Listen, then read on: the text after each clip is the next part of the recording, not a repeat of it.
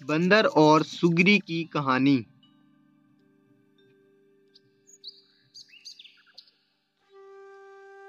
सुंदर वन में ठंड दस्तक दे रही थी।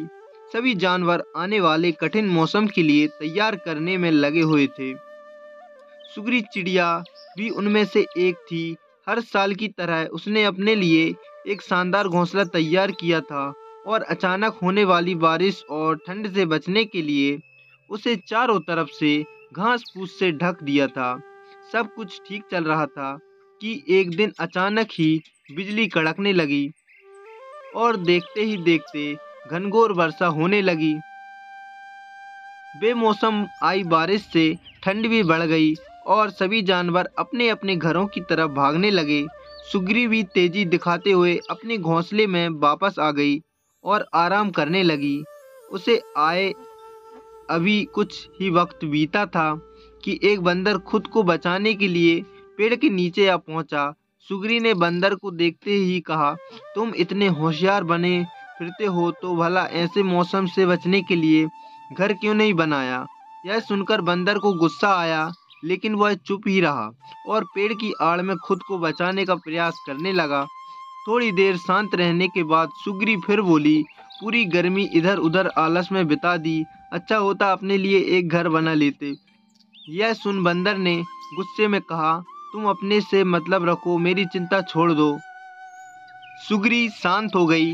बारिश रुकने का नाम नहीं ले रही थी और हवाएं भी तेज चल रही थीं। बेचारा बंदर ठंड से कांप रहा था और खुद को ढकने की भरसक कोशिश कर रहा था, पर सुग्री ने तो मानो उसे छेड़ने की कसम खा रही थी। फिर बोली, काश कि तुमने थोड़ी अकल दिखाई होती तो आज इस हालत। सुग्री ने अपनी अभी बात खत्म भी नहीं हुई की थी कि बंदर बौखलाते हुए बोला, एकदम चुप, अपना ये बार बार फुसफुसाना बंद करो। ये ज्ञान की बातें अपने पास रखो और पंडित बनने की कोशिश मत करो। सुग्री चुप हो गई। अब तक काफी पानी गिर चुका था। बंदर बिल्कुल भीग गया था और बुरी तरह कांप रहा था।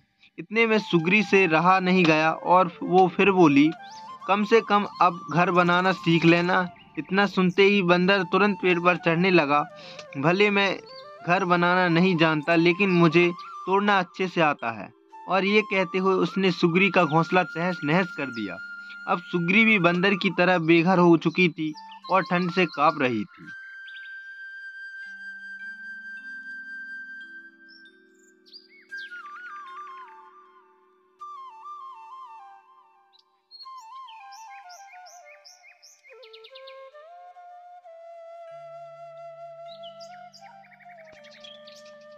दोस्तों, ऐसा बहुत बार होता है कि लोग मुसीबत में पड़े व्यक्ति की मदद करने की बजाय उसे दुनिया भर की नसीहत देने लगते हैं।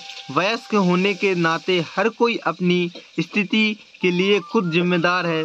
हम एक शुभचिंतक के रूप में उसे एक आधा बार सलाह तो दे सकते हैं, पर उसकी किसी कमी के लिए बार कोसना हमें सुग्री चिड़िया की हालत में पहुंचा सकता है।